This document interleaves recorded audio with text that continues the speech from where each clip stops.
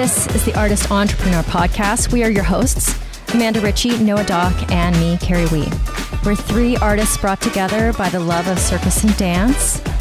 Amanda from the world of Cirque du Soleil as an aerial soloist. Noah, our academic, and me from the commercial dance world. This is one of the greatest jobs in the world, but it comes with uncertainty. Each episode contains insight on how to pursue art-based businesses. We'll have a variety of guests and have lively weekly Discord. Tune in every week to hear our perspectives on the minefield that is the artist's way of life.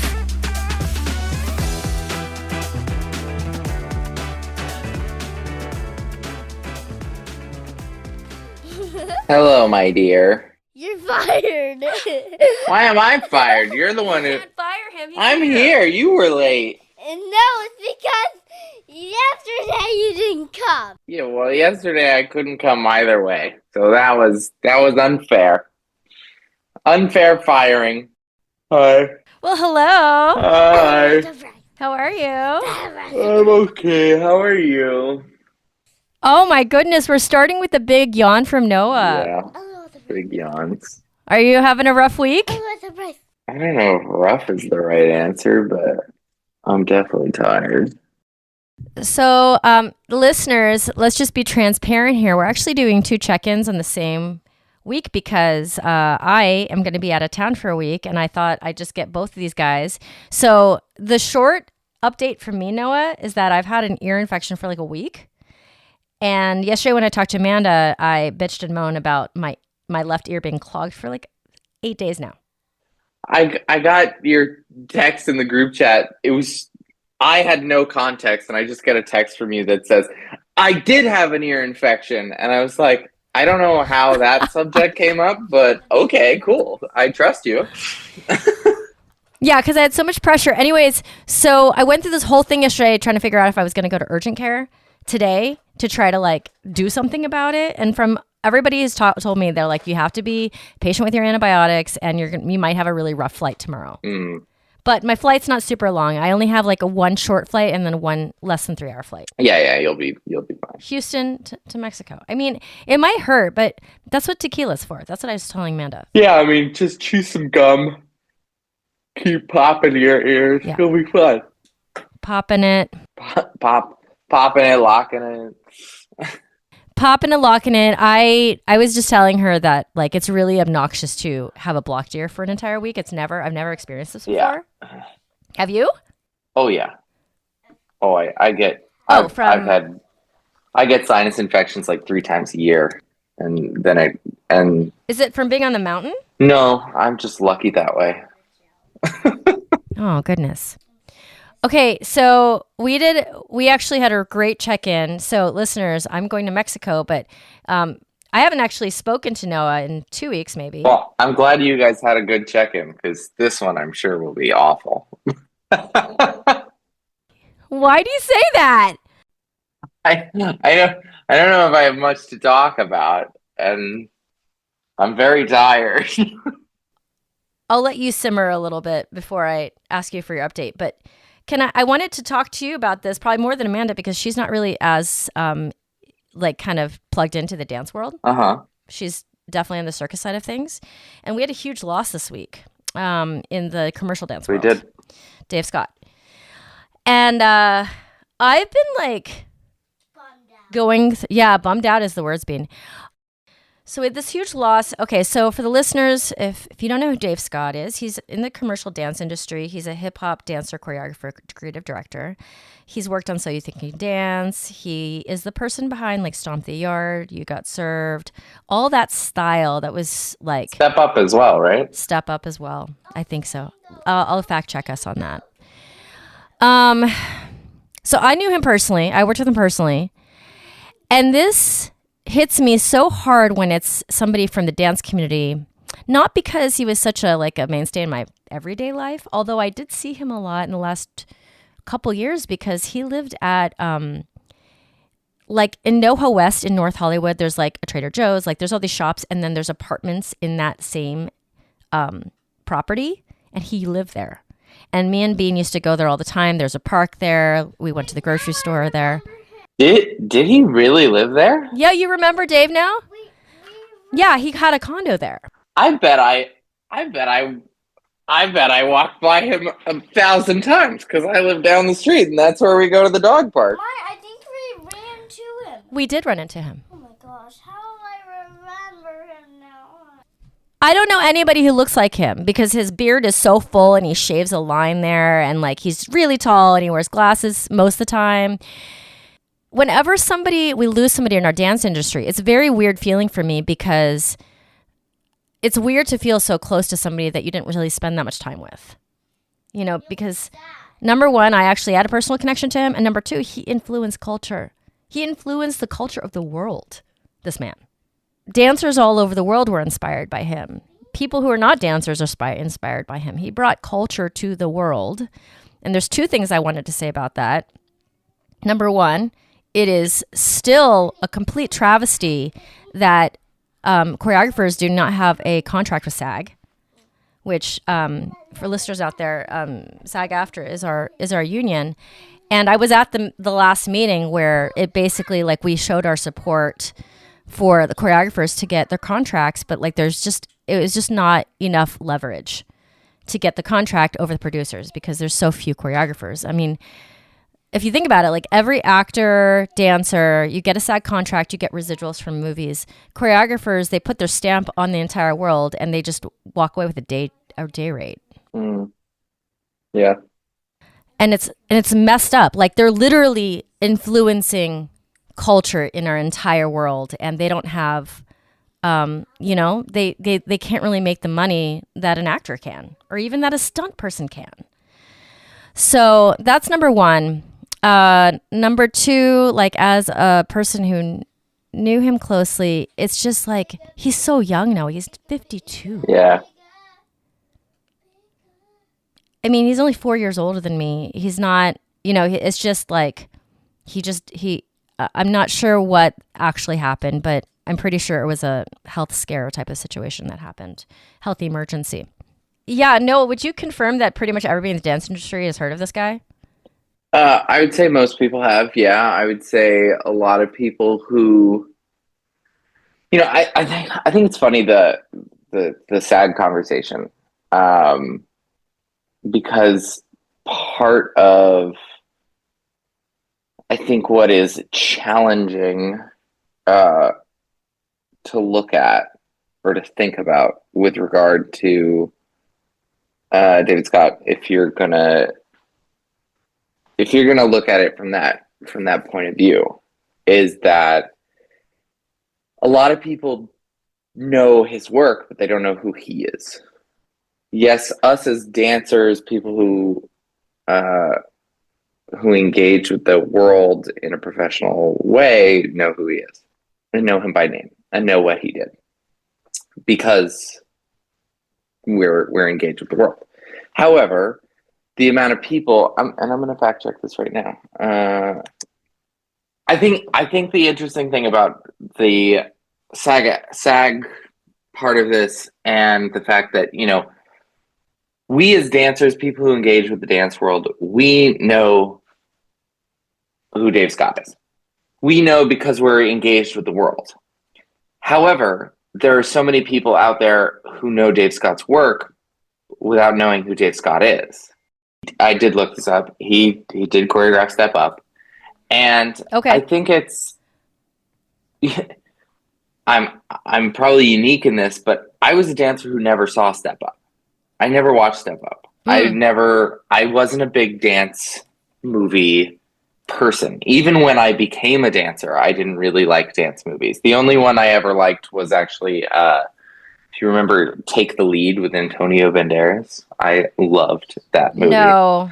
Okay, wait. Are you too young to have lived through the whole backstage, or I'm sorry, center stage phenomenon? No, not at all.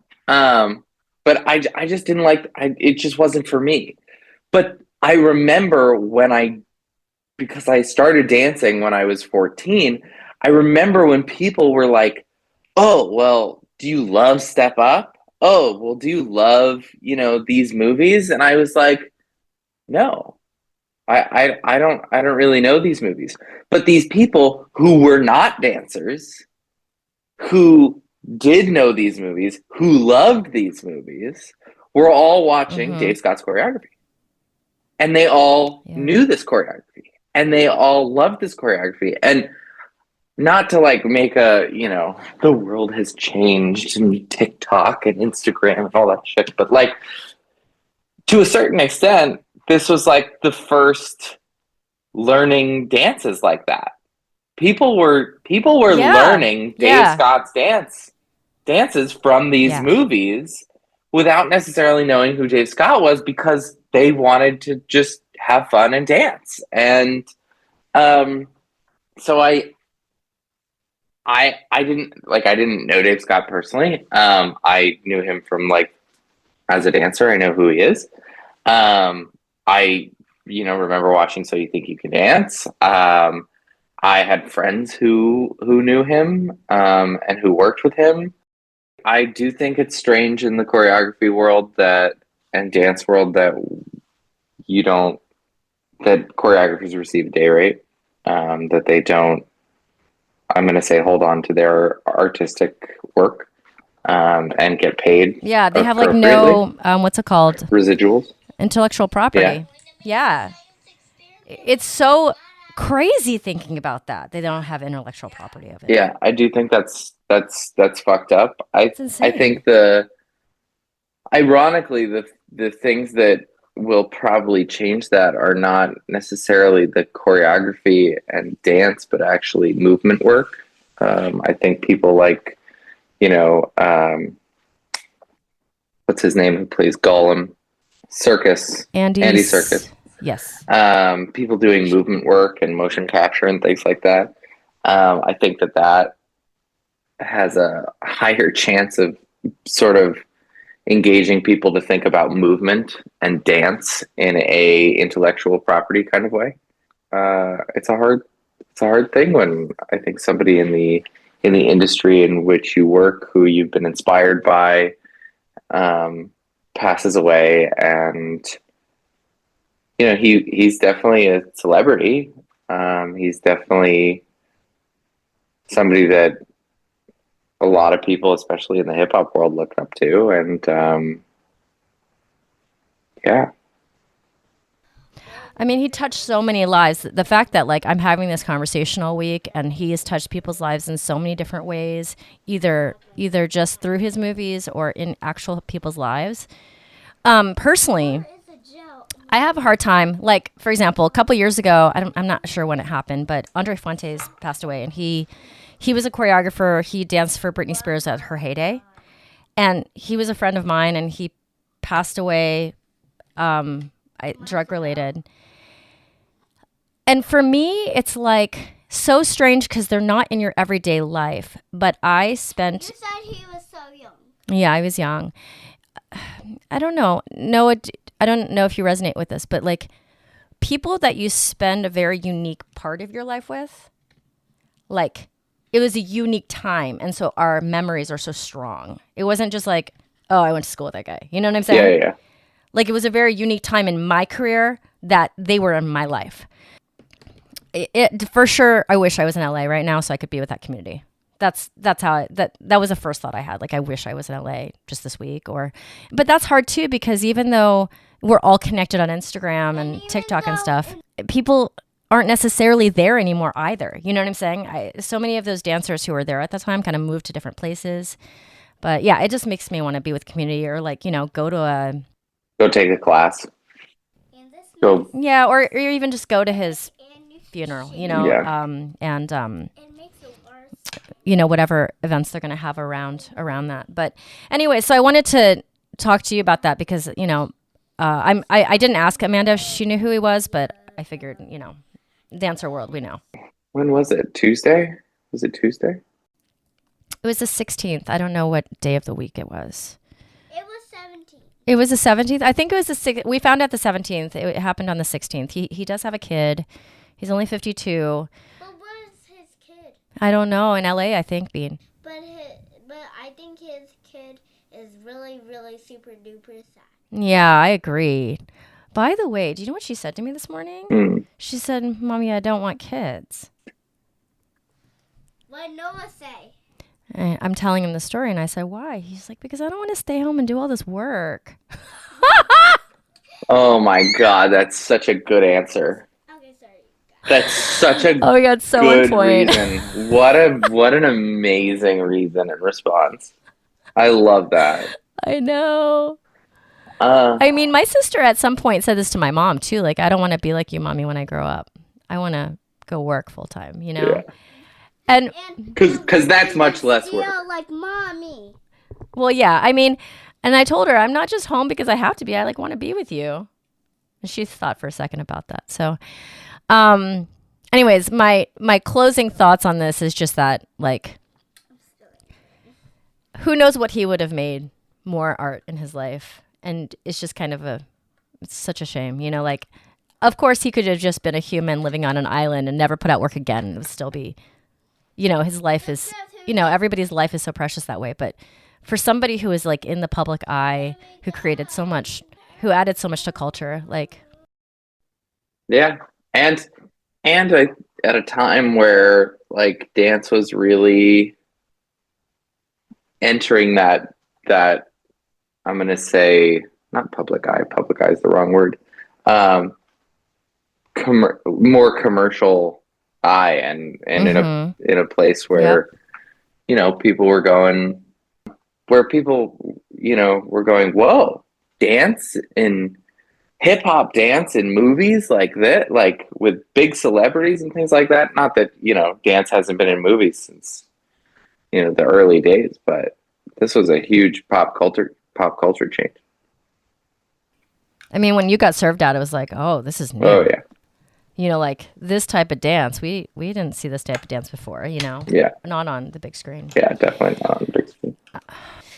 I also think that, like, there will be more heydays of everything. Like the dance world kind of goes ebbs and flows, and there's big explosions, and it sits back a little bit. But I really, really was there for like the 20 years when it was like erupting. Yeah.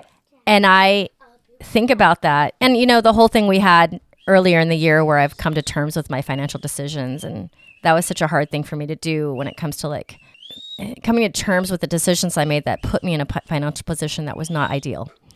But that's part of what I got in return. Yeah. Like I was a part of all of that in a way that wouldn't have been, it would have been way different if I had waited. You know, I got there, I thought I came late because like the real boom happened right before like Britney Spears came out, and that was like a year before I moved. And I always like kicked myself for not going a year before, but then how would I have felt if I had waited 5 years, you know? So at times like this, I'm just so grateful I made those decisions, even though they kind of put me in a place where I'm having to hustle now. But at the same time, I might have had to hustle no matter what. In the same type, you know, you don't know what's going to happen. Hindsight's 2020, right? You know, and you could have done this, you could have done that, or you know, what did you do? Where did you engage with the world? You know, you could have been there a year earlier and nothing would have happened, or you could have been there a year earlier and been dancing with Britney Spears. You have no idea. But you know, I think what's interesting is like the boom, the excitement, and then like the lull. Mm-hmm. And then the boom again. You know, I would argue that we're somewhere between a lull and a boom right now. Like I think that we're definitely we're not in a boom right now. We're somewhere in between.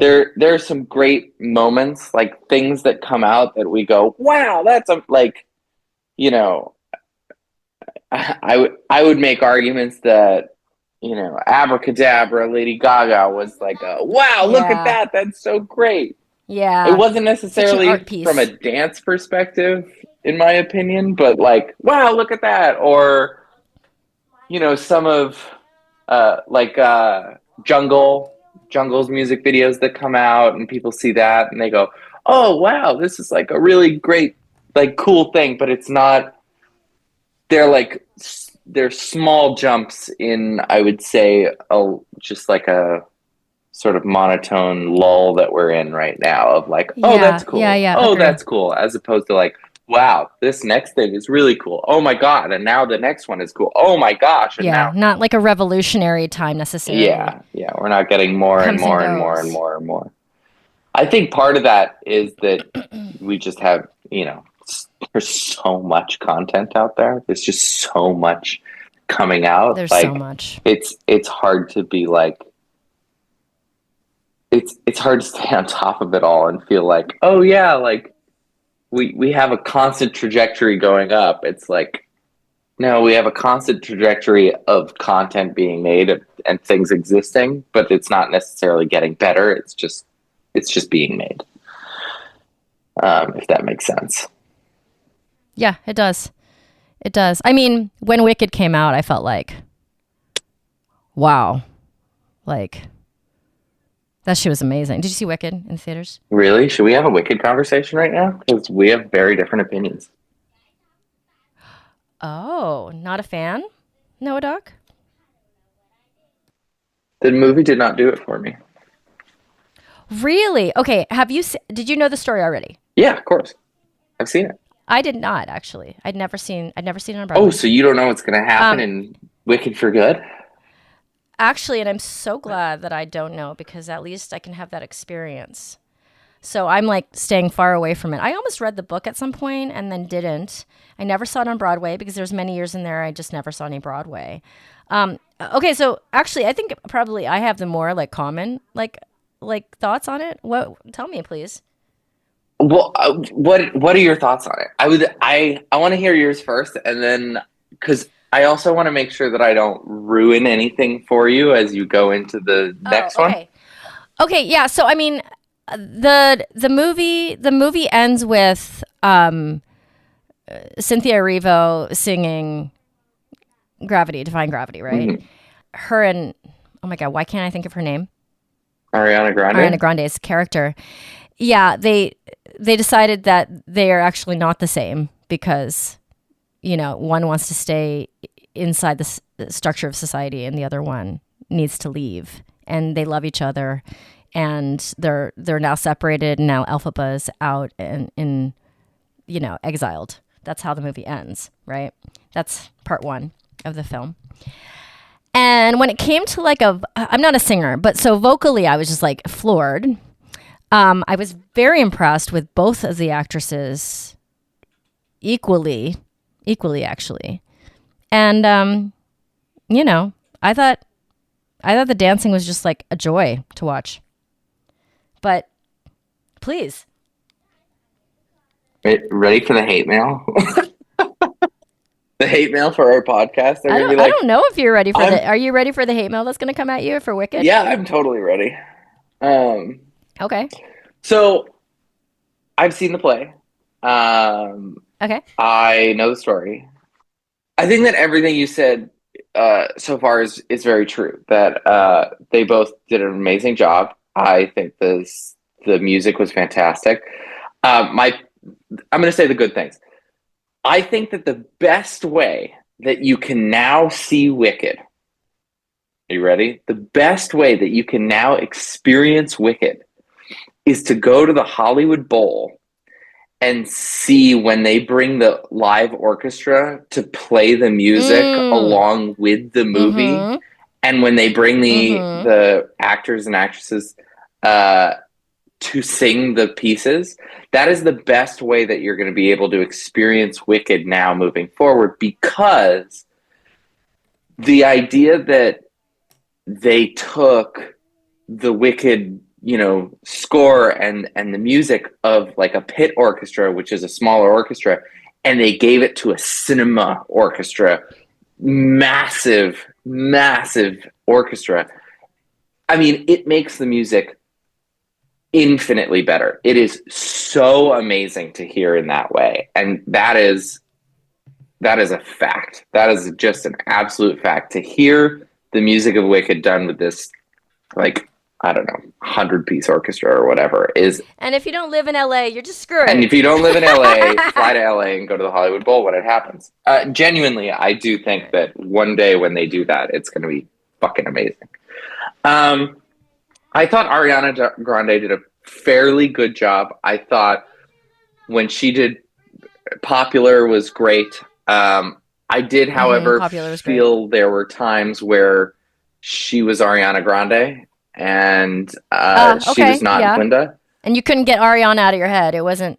What's the character's name?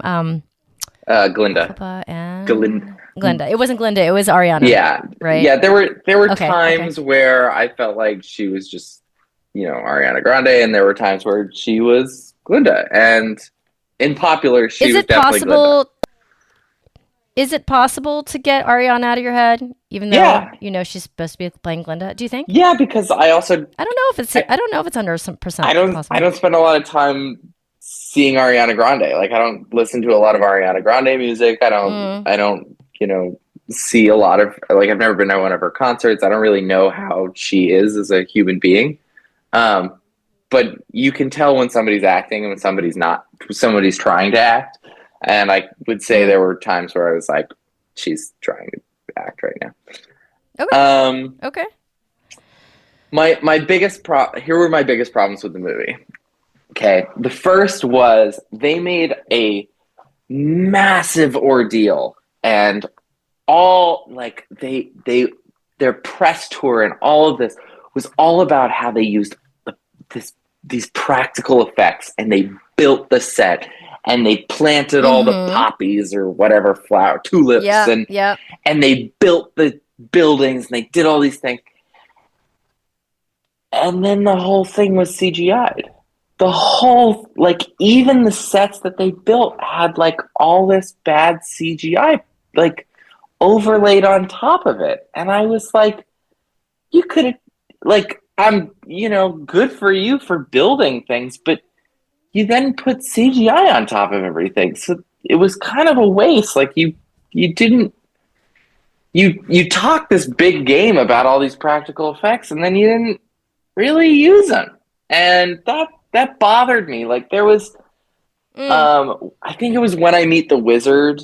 And one of my other points is about this scene as well, was, like, Cynthia Erivo's, like, walking through the university, and, like, they built the university, but there were CGI'd vines and, like, fake frogs and water and, like, all this sparkling bullshit that was, like, bad CGI. And I was like, what are you doing? Like, you built the set. Like, build this. Like, just go with it. Right. I don't know why you put so much CGI behind this when you talk so much about how we're going to build everything. That bothered me. I thought that my second point is that I thought that they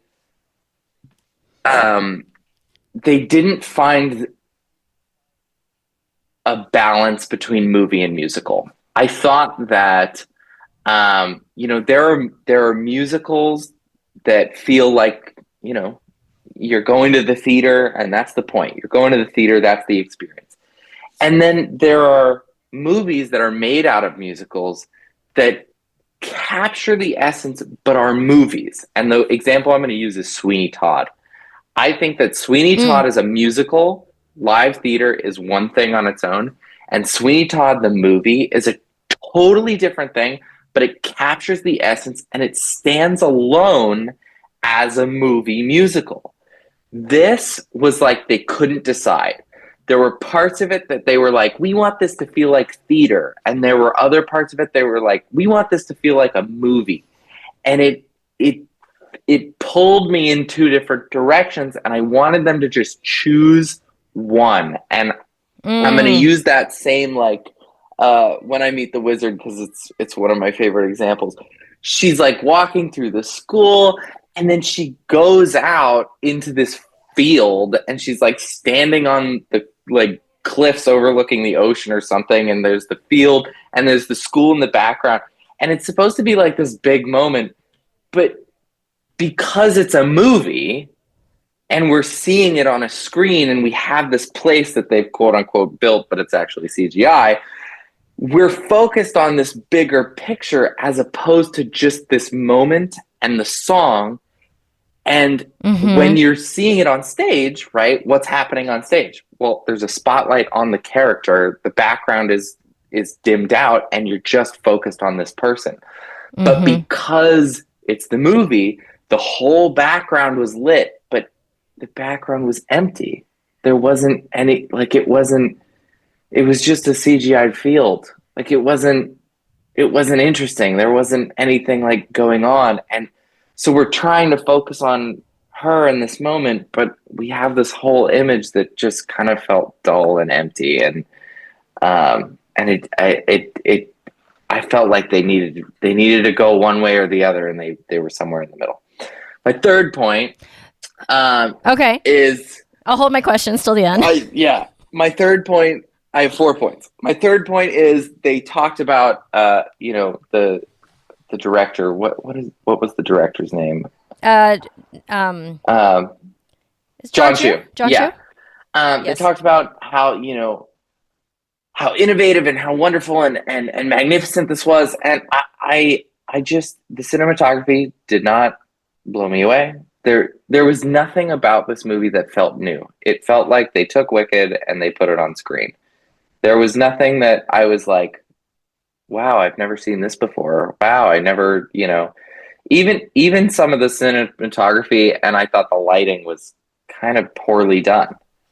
Oh, you guys, we are gonna start getting hate mail for this episode for Noah. I thought some of it was poorly done. Okay, by the way, I'm gonna just pause you because I was talking about like doing a poll of who's your favorite co-host. Oh, and we were decided that Noah's no like gonna get it, but maybe this will put you down like 2 notches. But if you go back and watch it, like, look at some of the lighting, like, look at some of the way. And I know this is so technical and fucking whatever, but if you look at some of the lighting in, like, when Elphaba is looking at, Glinda and Fiyero and things like that, you're like, who lit this shot? Like, this is weird. And then, okay, here's my last piece. This is my thesis for why I did not like it. The concepts of the movie. The animals losing their voices. It's conversation in society, in race, in otherism, in so many things. Okay. The animals are losing their voice, they're losing their rights, they're losing everything. It's such a fucking good story. It's such a fucking good point. It's such a good conversation. Now, in the play, when you see it on Broadway or wherever, the animals are played by people. They are dressed up. They are, they're wearing costumes, but they are people, which means that they walk like people, they move like people, and they have what is the word? I'm going to be anthropomorphized. Is that right? And maybe anthropomorphism, the attribution of human characteristics. Maybe I'm saying it wrong, but anthropomorphism is the attribution of human characteristics or behavior. So they're anthropomorphized. They have human characteristics, right? Because they're people playing animals. Mm-hmm. And in the movie, they're animals, CGI animals that are CGI'd and they're moving like animals. And my argument is that the issue with Wicked is that they Lion King'd the animals and they didn't Zootopia the animals. And what they should have done is they should have made it so that the animals were anthropomorphized, whatever. They should have stood up and walked like people. They should have had human characteristics instead of like the goat, the professor. The professor. He walks around like a goat does. The cheetah moves like a cheetah, the whatever. They should be moving like humans. they should be moving in that way because A, it would make them more relatable to us as humans who are the watchers of the movie, but also B, it makes the change and the dehumanization of the animals a greater change and more impactful if they're going from an anthropomorphic point to a completely animalistic point. And it is more relatable for us, and it makes a more, I think, substantial impact to show that dehumanization, because that's the whole conversation. That's the whole sociological, political, racial conversation that they're having in the movie and in the show is,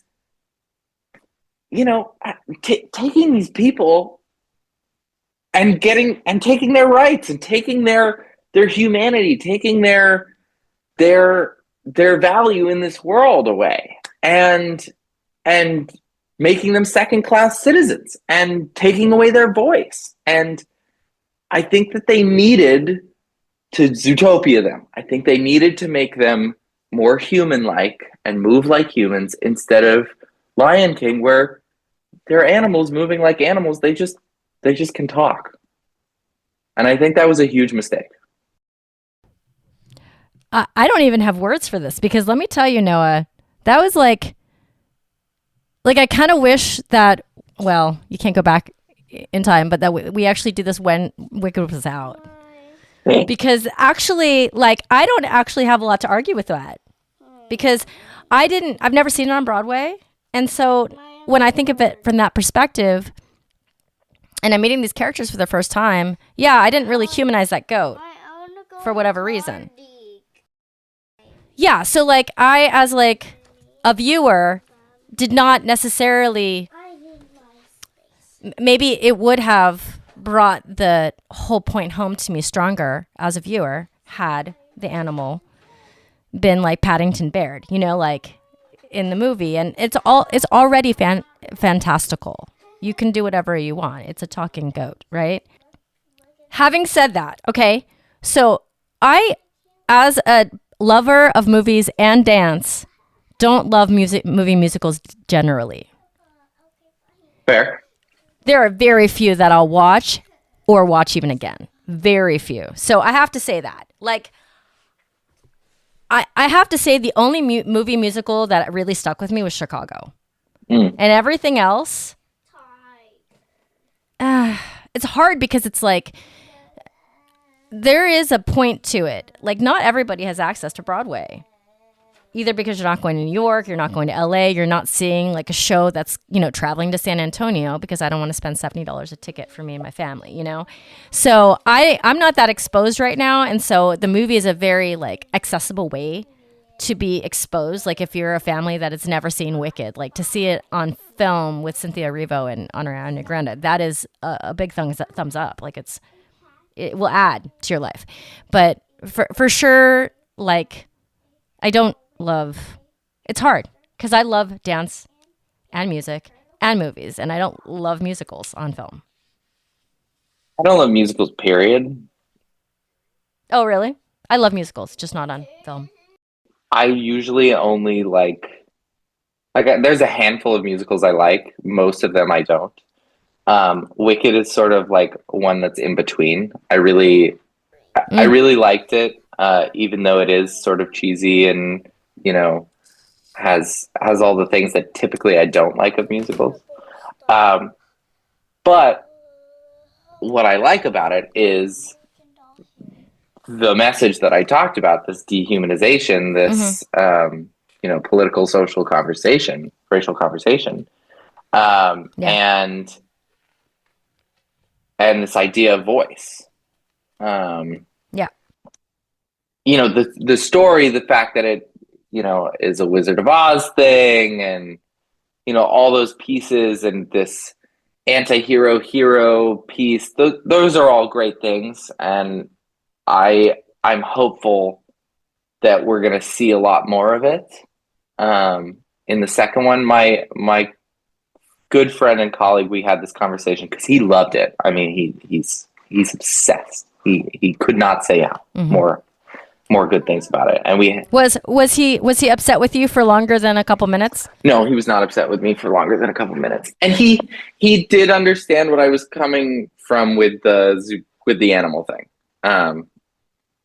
He did get it. And actually, it was kind of his argument, the John Chu thing, that like there was nothing really innovative going on. That was actually his point, which I thought was interesting. But his hope is that For Good will be darker because it should be, based on what happens. And he hopes that they're going to lean into that a little bit more. My favorite, and I think it's interesting because you haven't read it, you haven't seen it. I think what's interesting, I saw it with my friend who had also never seen it before and knew nothing about it. And my favorite piece of feedback that she said walking out of it, she goes, it was my favorite thing ever. She goes, "Why does there need to be a part 2?" She was like, I don't understand. Like, the Wicked Witch is the Wicked Witch now. Glinda is the Good Witch.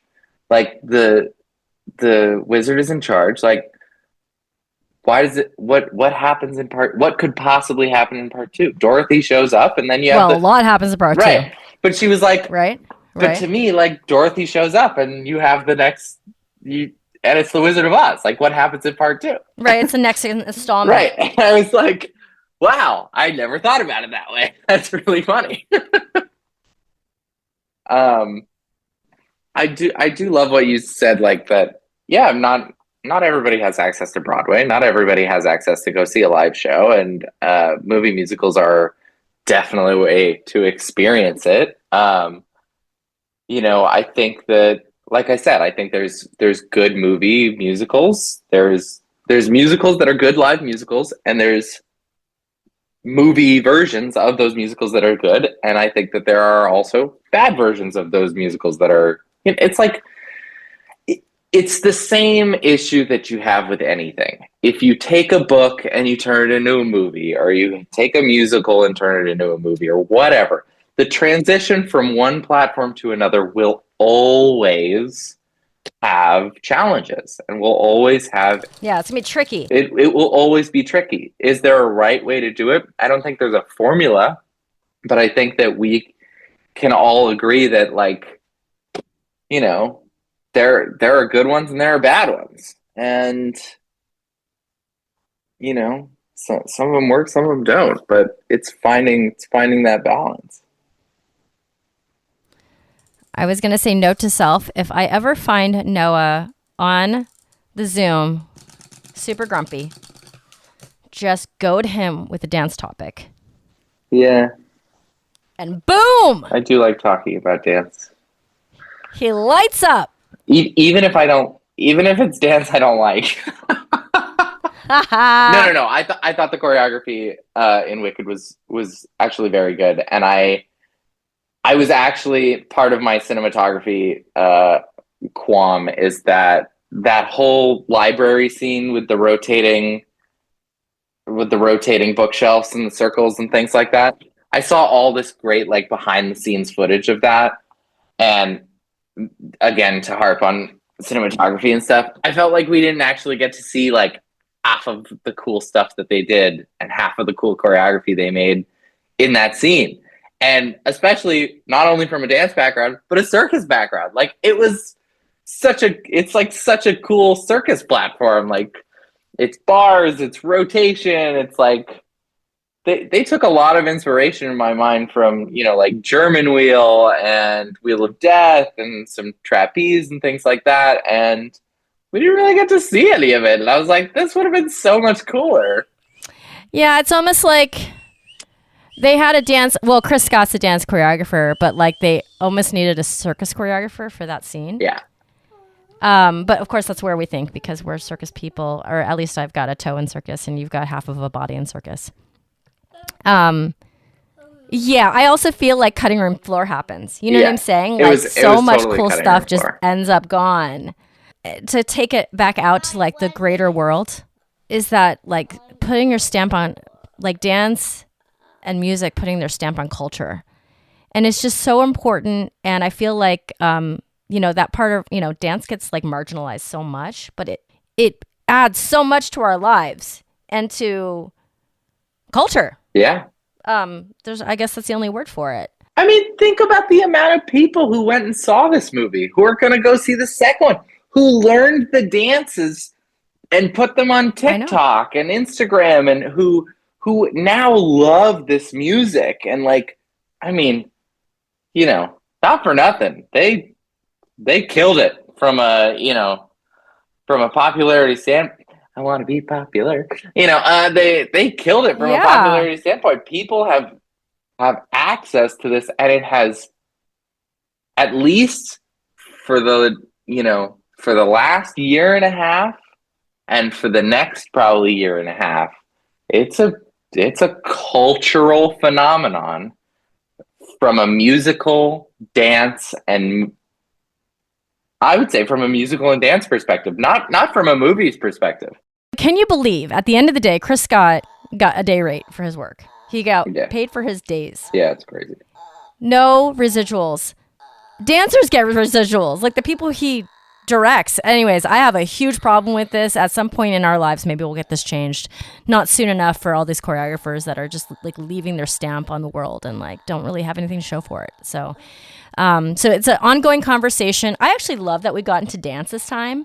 I don't think it happens very much on this podcast, but it's such a big part of our lives. Yeah, and I got to shit on Wicked for 30 minutes, which I'm always oh my God. So when the second one comes out, oh yeah, we'll do an episode where we review it. I'm sure my feelings are going to be similar, but I'm hopeful. I hope they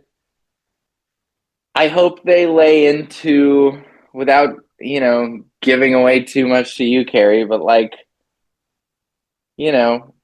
everyone should rewatch the opening of the first one before they watch the second one, because I do know that it's gonna get dark. I do know that. Come here, Bean. Come say goodbye. So listeners, you're not gonna have any interruption because I'm recording these and making sure you guys have these episodes while I'm gone. But when I come back, then I'll give an update, and hopefully Noah will be in a really good mood to give a really good update next time. Go ahead, Bean. When are you back? Bye. Next Saturday. She just burped into the mic. You're back next week? Next Saturday. Okay, so we'll have like maybe 2 weeks before I leave. Bye, mister. Bye, Bean. Thank you so much for tuning in. You can find Amanda Ritchie at Grounded in Flight on Instagram and at Noah Doc on Instagram, as well as Red Flags app. And me, Kerry Wee, you can find at wrapyourheadaroundsilks.com. Thank you so much for being here. We appreciate you. We have so much more coming at you, including guests that are in this art world, that are blazing their way through new businesses, and just more banter from us. Thank you for listening. This is The Artist Entrepreneur.